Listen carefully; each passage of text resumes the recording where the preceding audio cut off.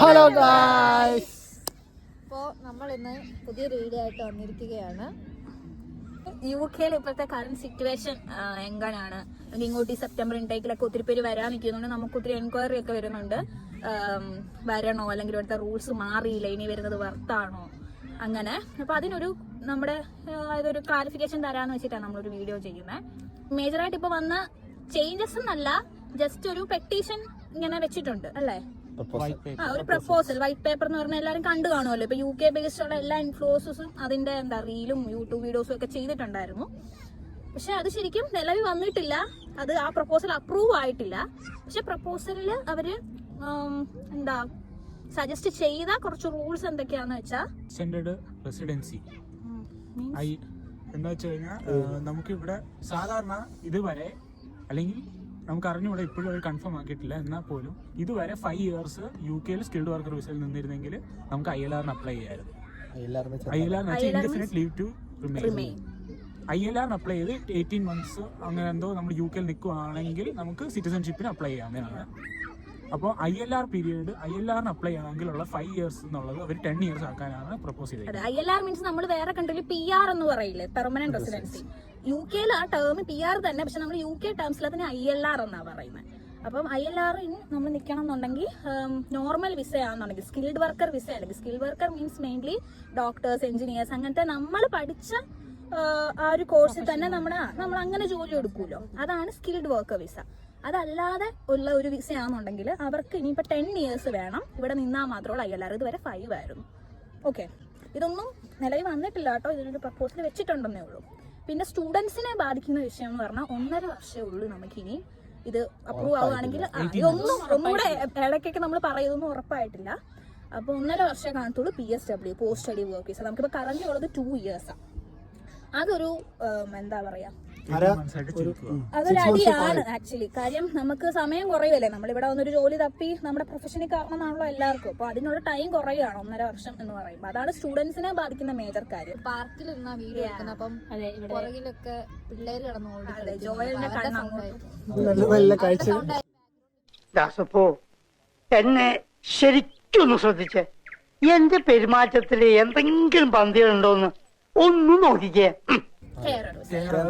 അതെ, നാട്ടിൽ നിന്നുള്ള ഒത്തിരി പേര് കേരളത്തിൽ കയറി വന്നിട്ടുണ്ട്. ഇവിടെ വന്നാലും ഇവിടെ എങ്ങനെയൊക്കെ പിടിച്ചു നിൽക്കണം എന്നുണ്ടെങ്കിൽ അവർ ആദ്യം കൺസിഡർ ചെയ്യുന്ന, ആദ്യം നല്ല ഒരു രക്ഷയില്ലാതെ വരുമ്പോ എല്ലാരും കേരള വിസയിലോട്ടാണ്. ഇനിയിപ്പം അത് നടക്കില്ല. അതായത് അവരാദ്യമേ തന്നെ ഇവിടെ ഉള്ളവർക്കായിരിക്കും ഇനി തൊട്ട് കേരള വിസയ്ക്ക് പ്രയോറിറ്റി കൊടുക്കുന്നത്.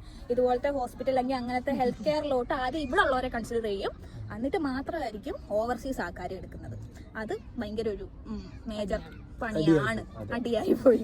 പക്ഷെ നമുക്കത് പറയാൻ പറ്റില്ല, ഇതിപ്പോ കൺഫേംഡ് ഒന്നും അല്ല. എന്താന്ന് വെച്ചാൽ ഇവിടുത്തെ കെയർ സെക്ടർ അല്ലെങ്കിൽ ഹെൽത്ത് സെക്ടറിൽ മേജർലി നമ്മൾ ഫോറിൻ റിക്രൂട്ടേഴ്സിനെ തന്നെ അവർ റിലൈ ചെയ്യുന്നത്, എസ്പെഷ്യലി ഇന്ത്യൻസ്.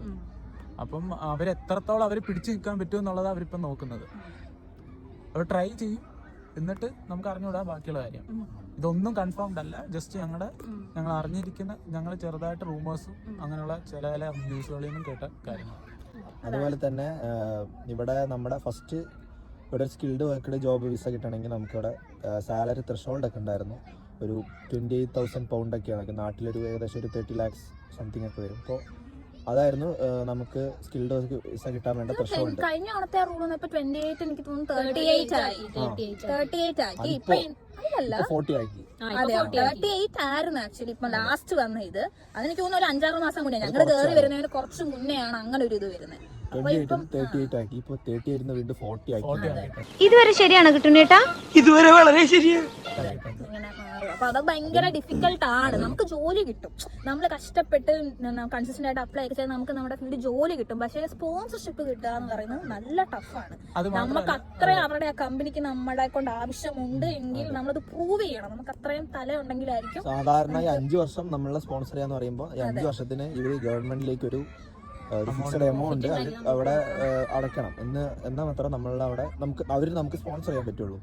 അപ്പോൾ ഇപ്പോഴത്തെ പ്രശ്നം എന്താണെന്ന് വെച്ച് കഴിഞ്ഞാൽ, ഈ 10 വർഷം എന്ന് വെച്ച് കഴിഞ്ഞാൽ ഒരു വലിയ പീരീഡാണ്. അപ്പോൾ അത്രയും വർഷത്തിന് ഒരു കമ്പനി നമ്മളെ സ്പോൺസർ ചെയ്യണമെങ്കിൽ നമ്മൾ അത്രയും ടാലന്റഡ് ആയിരിക്കണം, നമ്മൾ ആവശ്യമായിരിക്കണം അവർക്ക്, എന്നാൽ മാത്രം അവർ നമ്മളെ സ്പോൺസർ ചെയ്യുള്ളൂ. ഇപ്പം എന്താ സ്പോൺസർഷിപ്പ് വിസ കിട്ടാൻ പാട് എന്ന് പറയാൻ കാരണം, ഇപ്പോൾ ഏത് കമ്പനി ആയാലും 5 വർഷം എന്നൊക്കെ പറയുമ്പോൾ ചെറിയ പീരീഡാന്ന് വെച്ച് നമുക്ക് എത്ര ചെറിയ കമ്പനി ആയാലും തരും. പക്ഷേ ഇനി 10 വർഷം എന്നൊക്കെ ആകുമ്പോൾ ആ കമ്പനി 10 വർഷത്തിന് കൊടുക്കണം. എന്താ കാരണം ഈ 10 വർഷത്തിന് ഇത്രയും ബൾജായിട്ടൊരു എമൗണ്ട് അവർ ഗവൺമെന്റിലേക്ക് കൊടുക്കണം. ഒരു ഡൗട്ട് എനിക്കിപ്പോ വന്ന ഡൗട്ട്. അപ്പൊ നമ്മളിപ്പോ സ്കിൽഡ് വർക്കർ വിസയുടെ കാര്യമല്ലേ ഇപ്പൊ നീ പറഞ്ഞത്? അപ്പൊ അങ്ങനെയുള്ളവർക്ക് ആക്ച്വലി 5 വർഷം പോരെ? സ്കിൽഡ് വർക്കർ വിസ 5 വർഷം മതി. അപ്പൊ ഈ സ്പോൺസർ ചെയ്യുന്നവർക്ക് അങ്ങനെയുള്ള കമ്പനീസ് ആണെങ്കിൽ അത് ഓക്കെ അല്ലേ? 5 വർഷം തന്നെ അല്ലേ? സ്റ്റുഡൻസിന് ഇതൊക്കെ ഭാവിയിലോട്ടുള്ള കാര്യങ്ങളാണ്. പക്ഷെ ഇപ്പം കറന്റ് ഇപ്പൊ സ്റ്റുഡൻസ് വരണോ അല്ലെങ്കിൽ പാർട്ട് ടൈം അങ്ങനത്തെ ഇപ്പൊ സ്റ്റുഡൻസിന്റെ മേജർ കൺസേൺ നമുക്കൊക്കെ മെസ്സേജ് വരുന്ന പാർട്ട് ടൈം ഉണ്ടോ. എല്ലാവർക്കും പഠിക്കുന്നതിനൊപ്പം തന്നെ അവർ ചെലവ് എല്ലാം നടത്തുന്നത് നമുക്ക് പാർട്ട് ടൈമിലൂടെ ആണല്ലോ. പാർട്ട് ടൈം ഉണ്ടോ എന്നുള്ളതാണ്. അതിനെപ്പറ്റി പറയുകയാണെങ്കിൽ പൊതുവെ പാർട്ട് ടൈം കുറവാണ്. ഭയങ്കര ഇതായിട്ട് കുറവല്ല. അവരോട് ലൈക്ക് നിങ്ങൾക്ക് ഓൾഡർ എക്സ്പീരിയൻസ് ഉണ്ടെങ്കിൽ കുറച്ചുകൂടെ ആ ഒരു ഫീൽഡിലേക്കൊക്കെ പാർട്ട് ടൈം കിട്ടാൻ കുറച്ചുകൂടെ എളുപ്പമാണ്. പക്ഷേ കമ്പാരിറ്റീവ്ലി ഇപ്പം പാർട്ട് ടൈം കിട്ടുന്നവരാണെങ്കിൽ പോലും അവർക്ക് കിട്ടുന്ന അവേഴ്സ് കുറവാണ്. വർക്കിംഗ് അവേഴ്സ് അവർക്ക് കുറച്ച് ഷിഫ്റ്റുകളൊക്കെ കിട്ടുന്നുള്ളൂ. കാരണം അതേപോലെ ക്രൗഡ് ഉണ്ട്, അതേപോലെ ട്രാഫിക് ഉണ്ട് ജോബിന് വേണ്ടിയിട്ട്. അപ്പോൾ അതാണ് ഒരു കാര്യം. ഓരോ ഇയർ കഴിയുന്തോറും കുറഞ്ഞു വരികയാണ് പാർട്ട് ടൈം കിട്ടാനുള്ള ഓപ്പർച്യൂണിറ്റീസ്. പിന്നെ ഇതും സിറ്റി ഡിപെൻഡ് ആണ് കേട്ടോ. ഇതിപ്പോ ഞങ്ങളിപ്പോ ഷെഫീൽഡില് ഇപ്പൊ മാഞ്ചസ്റ്ററിലൊക്കെ എനിക്ക് കൂട്ടുകാരുണ്ട്. അവർക്കൊക്കെ ഒരു പ്രശ്നവും ഇപ്പോഴും ഇതുവരെയും അവർക്ക് ഇപ്പോഴും പ്രശ്നമൊന്നുമില്ല. ലണ്ടനിലൊക്കെ നല്ല പോലെ പാർട്ട് ടൈം ഉണ്ട്. ആവശ്യത്തിൽ നമുക്ക് ഇവിടെ സിറ്റി ആണ് എന്നാൽ നമുക്ക് അവൈലബിലിറ്റി ഉണ്ട്. പക്ഷേ അല്ല പാർട്ട് ടൈം അവൈലബിലിറ്റി ഉണ്ട്. പക്ഷെ നമുക്ക് ഇപ്പോ കഴിഞ്ഞ വട്ടം നമ്മളെ ഡിപ്പെൻഡൻസി നിർത്തിയില്ലേ, അപ്പൊ അത് നമുക്കൊരു പോസിറ്റീവ് ആണ്. എന്നാൽ പോലും ആ നിർത്തുന്നതിന് മുമ്പേ പറ്റുന്ന അത്ര ഡിപ്പെൻഡൻസ് വന്നത്. അപ്പം അന്ന് ആ വന്നതിന്റെ ഇപ്പോഴും ആ എഫക്ട് ഇപ്പോഴും മാറിയിട്ടില്ല. ഒരു 5 വർഷം കഴിയുമ്പോ മാറുമായിരിക്കും. അപ്പോ കുറവാണെന്ന് വെച്ചാൽ കുറവാണ്. പക്ഷെ കിട്ടാൻ അങ്ങനെ പാടില്ല. നമ്മൾ കൺസിസ്റ്റന്റ് ആയിട്ട് അപ്ലൈ ചെയ്യാന്നുള്ളതേ ഉള്ളൂ. നമ്മള് പിന്നെ ഇവൻ പറഞ്ഞ പോലെ ഭാഗ്യം പോലെ ഇരിക്കും. എല്ലാ ഫീൽഡിലും നമുക്ക് എക്സ്പീരിയൻസ് വെച്ച് കിട്ടണമെന്നില്ല.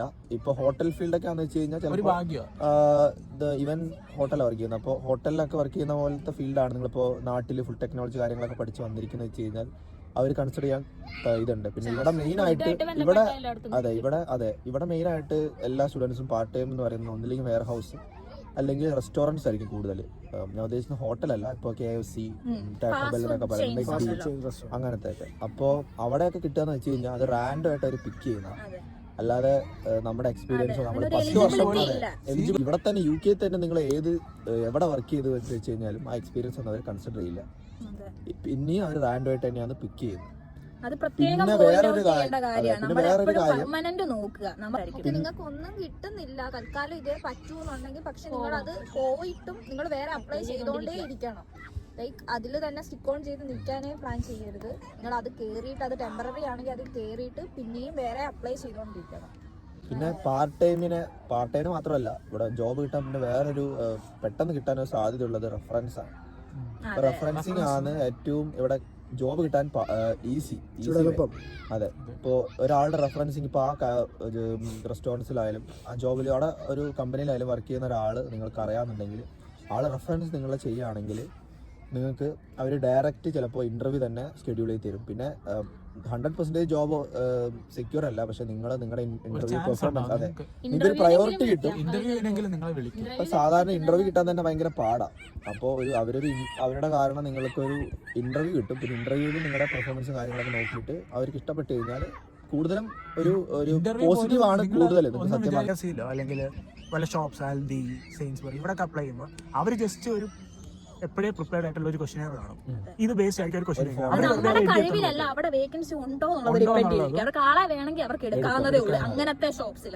എന്തുകൊണ്ടും കമ്മ്യൂണിക്കേറ്റ് ചെയ്യുന്ന മോസ്റ്റ്ലി ഫോർമൽ വേ ആയിട്ടുള്ള മെയിൽ വഴിയാണ് എല്ലാ കാര്യങ്ങളും ചെയ്യുന്നത്. എല്ലാരും ഒരു സ്ഥലത്ത് തന്നെ വർക്ക് ചെയ്തിട്ടുണ്ട്. അത് പറഞ്ഞാൽ നിങ്ങൾ ഇത്രയും പേര് എല്ലാവരും ഇത്രയും പേര് മാത്രമല്ല, മേഘന ഉണ്ടായിരുന്നു, കുറച്ചധികം നമ്മുടെ അടുത്തുള്ള ഫ്രണ്ട്സ് ഒരു സ്ഥലത്താണ് പാർട്ട് ടൈം ആദ്യമായിട്ട് ഫസ്റ്റ് പാർട്ട് ടൈം. നമുക്കൊരു അബദ്ധം പറ്റുന്നതിന് നമ്മൾ കോൺട്രാക്റ്റിലാണ് കയറിയത്. നമ്മൾ പിന്നെ എസ്പെഷ്യലി നമുക്ക് വന്നു കഴിയുമ്പോൾ BRP എന്നൊരു സാധനമുണ്ട്, ബയോമെട്രിക് റെസിഡൻസ് പെർമിറ്റ്. അപ്പോൾ ഈ BRP കിട്ടിയിട്ടേ ഉള്ളൂ നമുക്ക് അല്ല BRP നമുക്ക് കിട്ടും. അതിനുശേഷം NI നമ്പർ ഉണ്ട്. Okay, national insurance number. NI number ഉണ്ടെങ്കിലേ നമുക്ക് ഇവിടുത്തെ അവർലി പേ കിട്ടത്തുള്ളൂ. അവർലി പേ 12.20 കറന്റ്. നമ്മൾ വന്നപ്പോൾ ആക്ച്വലി ഇപ്പൊ ഇല്ല കേട്ടോ, ഇപ്പൊ ഈ വിസയാണ്. ഇപ്പം BRP ഇതായി. ഞങ്ങൾ വന്നപ്പോ ഈ വിസ ആയിരുന്നു, ഞങ്ങൾ വന്നപ്പോ ഈ വിസ വരുന്നവർക്ക് BRP ഇഷ്യൂ ചെയ്യുന്നതായിരിക്കത്തില്ല. അതിന് പകരം ഈ വിസ. ഈ വിസ. അപ്പൊ നമുക്ക് ഈ അവർലി പേയ്മെന്റ്, ഇവിടുത്തെ ബേസിക് പേയ്മെന്റ് കിട്ടണം എന്നുണ്ടെങ്കിൽ നമുക്ക് ഈ NI നമ്പർ വേണം. അത് ഓക്കെ ആണെങ്കിൽ മാത്രമേ നമുക്ക് ഈ പേയ്മെന്റ് കിട്ടുള്ളൂ. അപ്പൊ നമ്മൾ ആദ്യം വന്നു, സെപ്റ്റംബർ നമ്മൾ വന്നു, NI നമ്പർ കിട്ടാൻ വേണ്ടി വെയിറ്റ് ചെയ്തു. അത് എനിക്ക് തോന്നുന്നു ഒക്ടോബർ ഒക്കെ ആയപ്പോഴേക്കാണ് കിട്ടിയത്. എന്നിട്ടാണ് നമ്മൾ റെഫറൻസ് നമ്പർ കിട്ടുന്നതിന് മുമ്പ് ഒരു റെഫറൻസ് നമ്പർ ഉണ്ട്. അത് വെച്ച് ആപ്ലിക്കേഷൻ ഒക്കെ കൊടുക്കാം, ഇന്റർവ്യൂവിന് പണിയിൽ പോകാം. പക്ഷെ നമുക്ക് ജോബ് കിട്ടിയിട്ട് നമുക്ക് സാലറി ഒക്കെ ക്രെഡിറ്റ് ആണെങ്കിൽ നമുക്ക് NI നമ്പർ തന്നെ വേണം. കാരണം ഇത് NI ആയിട്ട് കണക്റ്റഡ് ആണ് നമ്മുടെ ഈ സാലറി വർക്ക് ചെയ്യുന്ന കാര്യങ്ങളൊക്കെ. അവേഴ്സ് കൂടുതൽ നമ്മൾ ഏതെങ്കിലും ഒരു വീക്ക് പോയിട്ടുണ്ടെങ്കിൽ നമുക്ക് BSW കിട്ടില്ല. എസ്പെഷ്യലി ഇവർ ചേഞ്ച് റൂൾസ് ഭയങ്കര സ്ട്രിക്റ്റ് ആക്കുന്നത് കൊണ്ട് അവർ മാക്സിമം ആൾക്കാരെ തള്ളാൻ നോക്കുക. അപ്പൊ നമ്മൾ 20 അരമണിക്കൂർ പോലും കൂടുതൽ ചെയ്യാൻ പാടില്ല ഒരു വീക്കില്. ഈ ഒരു വീക്ക് എന്ന് പറഞ്ഞാൽ പാസ് 7 days. ഇപ്പൊ Sunday to Sunday, Monday to Monday അങ്ങനല്ല അവർ വീക്ക് കാൽക്കുലേറ്റ് ചെയ്യുന്നത്. അങ്ങനെ ചിലർക്ക് ധാരണ ഉണ്ട്. 7 കോൺസിക്യൂട്ടീവ് ഡേയ്സിൽ നമ്മൾ 20 അവേഴ്സിന് മേളിൽ ചെയ്യാൻ പാടില്ല. വിചാരിച്ച് ആരും വെയിറ്റ് ചെയ്തിരിക്കരുത്. ആദ്യം കിട്ടുന്ന എവിടെയാണോ അവിടെ റെസ്റ്റോറന്റുകളിലൊക്കെ, മിക്കവാറും റെസ്റ്റോറന്റുകളിലൊക്കെ 0 hours അല്ലെങ്കിൽ ഒരു 4 hours കോൺട്രാക്ട് ആയിരിക്കും. 0 hours കോൺട്രാക്ട് എന്ന് വെച്ച് കഴിഞ്ഞാല് അവർക്ക് ഷിഫ്റ്റ് അവൈലബിൾ ആണെങ്കിൽ അവർ നിങ്ങൾക്ക് ഷിഫ്റ്റ് ഇട്ട് തരും. നമുക്ക് മിനിമം ഇത്ര ഷിഫ്റ്റ് തരണം അവർക്ക്. ഇപ്പോ 4 hours കോൺട്രാക്ട് എന്ന് വെച്ച് കഴിഞ്ഞാൽ മിനിമം 4 hours നിങ്ങൾക്ക് അവര് വീക്കിലി തരും. വീക്കിലി അവർ കൺഫേം ആയിട്ട് നിങ്ങൾക്ക് 4 hours തന്നിരിക്കും. പിന്നെ അതിന് കൂടുതലൊക്കെ കിട്ടുന്നൊക്കെ ഡിപ്പെൻസ് ആണ് അവിടെ. നിങ്ങൾ എങ്ങനെ അവിടെ ജോലി ചെയ്യുന്നു, അതെ. ഇതൊക്കെ ഇപ്പൊ നിങ്ങൾ ഒരു 0 hour കോൺട്രാക്റ്റിൽ നിങ്ങൾക്ക് ജോലി കിട്ടിയെന്ന് തന്നെ ഇരിക്കട്ടെ, നിങ്ങൾ അവിടെ ഇപ്പൊ അവരൊരു ഷിഫ്റ്റ് ഇടുമ്പോൾ നിങ്ങൾ അവിടെ എങ്ങനെ അവിടുത്തെ ആൾക്കാർക്ക് നിങ്ങളെ ഇഷ്ടപ്പെടുന്നുണ്ടോ, അവിടുത്തെ മാനേജറിന് എങ്ങനെ തോന്നുന്നു നിങ്ങളുടെ ജോലി കണ്ടിട്ട്, ഇതൊക്കെ നിങ്ങൾക്ക് അവേഴ്സ് കിട്ടുന്നത്. അവിടെ നിങ്ങൾക്ക് മാനേജറൊക്കെ നല്ല കണക്ഷൻ ഉണ്ടാക്കിയെടുക്കാൻ പറ്റുകയാണെങ്കിൽ ഉറപ്പായിട്ട് നിങ്ങൾക്ക് നല്ലപോലെ ഷിഫ്റ്റ് കിട്ടും. അതിപ്പോ ടൈം ആയതുകൊണ്ടാണ്, ക്ലൈമറ്റിന്റെ സമ്മറായി നല്ല ക്ലൈമറ്റ് ആണ് ഇപ്പൊ. ഇടയ്ക്ക് ഇന്നലെ മഴയായിരുന്നു, ഇപ്പോഴും മഴക്കോളുണ്ട്. മഴക്കോളല്ല, ഇപ്പൊ സമയത്ര ചിലപ്പോ മഴ പെയ്യും. ഇപ്പൊ ഇവിടെ താമസിച്ചാണ് നമ്മള് വീഡിയോ എടുക്കുന്നത്. രാവിലെ പോലെ രാവിലെ ഞങ്ങള് വീഡിയോ എടുക്കുന്ന പോലെ തന്നെ ഒരു 9:30 ടൈം ഒക്കെ വരെ, മാക്സിമം 9:30 വരെ ഇവിടെ ഡേ ലൈറ്റ് കാണും. നല്ല രീതിയിൽ മാത്രമാണ് ഡേ കുറവാണ്. 4:30 ആകുമ്പോ നേരം വിളിക്കും. 4:30 ആകുമ്പോ സൺറൈസ് 4:30 ഡേ അല്ല, നൈറ്റ് കുറവ്. ഒരു കയ്യബദ്ധം കുറവായിരിക്കും. സമ്മറിൽ മാത്രം ഇങ്ങനെ ഏകദേശം എല്ലാം കവർ ചെയ്തു എന്നാണ് വിചാരിച്ചിരിക്കുന്നത്. എന്തെങ്കിലും മിസ്ഇൻഫോർമേഷൻ ഉണ്ടെന്നുണ്ടെങ്കിൽ നിങ്ങൾക്ക് കമന്റ് ചെയ്യാവുന്നതാണ്. സമ്മർ തീരുമ്പോഴേക്കും ഇതിനൊരു തീരുമാനം ഉണ്ടാവും എന്നാണ് തോന്നുന്നത്. മൊത്തത്തില് നമ്മൾ അങ്ങനെ ആക്കില്ല നമുക്ക് പ്രതീക്ഷിക്കാം. അതുകൊണ്ട് നമുക്കും അത് നെഗറ്റീവ്ലി എഫക്ട് ആവുന്ന കാര്യമാണ്. ഇതേപോലെ ഓരോ റൂളും കൊണ്ടുവന്ന് ലാസ്റ്റ് മീറ്റിംഗ് ഉണ്ട്, എല്ലാം തീരുമാനിക്കുന്നത്. അത് ഈ കൺട്രിയുടെ ഒരു പ്രത്യേകതയാണ്. എപ്പോഴും 6-7 മാസം കൂടുമ്പോൾ അവർക്ക് ഇങ്ങനെ ഒന്ന് പേടിപ്പിക്കണം. അത് അവർക്കൊരു ഇതാണ്. കൺക്ലൂഡ് ചെയ്യുമ്പോൾ പറയാനുള്ളത് ഇറ്റ്സ് ഓൾവേസ് വർത്ത് ആണ് നമ്മൾ വരുന്നത്. ഒരിക്കലും നമുക്കറിയാം, നമ്മുടെ ഒപ്പം തന്നെ വന്ന് ഒത്തിരി പേര് സെപ്റ്റംബർ അല്ലെങ്കിൽ ഒക്ടോബർ തൊട്ട് കണ്ടിന്യൂ ജോലി ചെയ്യുന്ന ആൾക്കാരുണ്ട്. അപ്പൊ അവര് നോക്കുമ്പോ തന്നെ അത് അവർക്ക് ഭയങ്കര നല്ല. നമ്മളെ സംബന്ധിച്ച് നമ്മളൊരു കോൺട്രാക്ട് കയറിയതോടെ നമുക്ക് ഇടയ്ക്ക് ഒരു ഇത് വന്നു, ജോലി ഇല്ലായ്മ വന്നു. എന്നാണ് നമ്മൾ എല്ലാവരും ഇപ്പൊ അടുത്ത ജോലിക്കേക്ക് കയറുകയാണ്. അപ്പം എപ്പോഴാണെങ്കിലും അത് വർത്ത് തന്നെയാണ്. പക്ഷെ നമ്മള് നിങ്ങളുടെ ഭാഗ്യം എന്തായാലും ഉണ്ടാവും കുറച്ച് നാള്. ഞങ്ങളുടെ എക്സ്പീരിയൻസ് മാത്രമേ. ഇപ്പൊ നിങ്ങൾ ഒരു വേറൊരു സെറ്റ് 10 ആൾക്കാരെ അപ്പുറത്തോട്ട് മാറി ചോദിച്ചു കഴിഞ്ഞാൽ അവര് വേറൊരു ബേസ്ഡ് ഓൺ ദ ഏരിയ. പിന്നെ എന്താ നിങ്ങളുടെ എഫേർട്ട്, ചിരിക്കും. അതാണ് മെയിൻ പ്രശ്നം, മടി പിടിച്ചിരിക്കുക. നിങ്ങൾ സെപ്റ്റംബറിന്റെ വരുവാണെങ്കിൽ വരുമ്പോ നല്ല തണുപ്പുള്ള ക്ലൈമറ്റ് ഒക്കെയാ, റൂമിനകത്ത് തന്നെ ഇരിക്കാൻ തോന്നുന്നു. നമ്മളിങ്ങനെ നാളെ അപ്ലൈ ചെയ്യാം, നാളെ തൊട്ട് അപ്ലൈ ചെയ്യാം, അങ്ങനെ പറഞ്ഞു ഇരുന്ന് കഴിഞ്ഞാൽ അപ്പൊ പുതിയ വിശേഷങ്ങളും ആസ്വദിക്കുക, എൻജോയ് ചെയ്യുക, പണിയെടുക്കുക.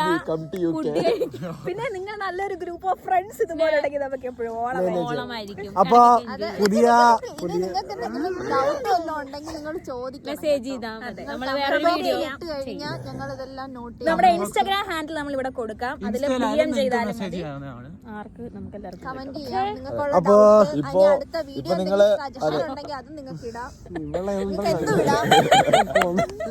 ഒരു പാഞ്ചെടുത്തൊന്ന് പറയട്ടെ. ഒരു ഔട്ടർ ഒന്ന് കൊടുത്തു. Joel is giving the outro അപ്പൊ പുതിയ കുറെ വിശേഷങ്ങളും പുതിയ കുറെ കാര്യങ്ങളുമായി വരുന്നിടം വരെയും സൈനിങ് ഓഫ്. Bye bye.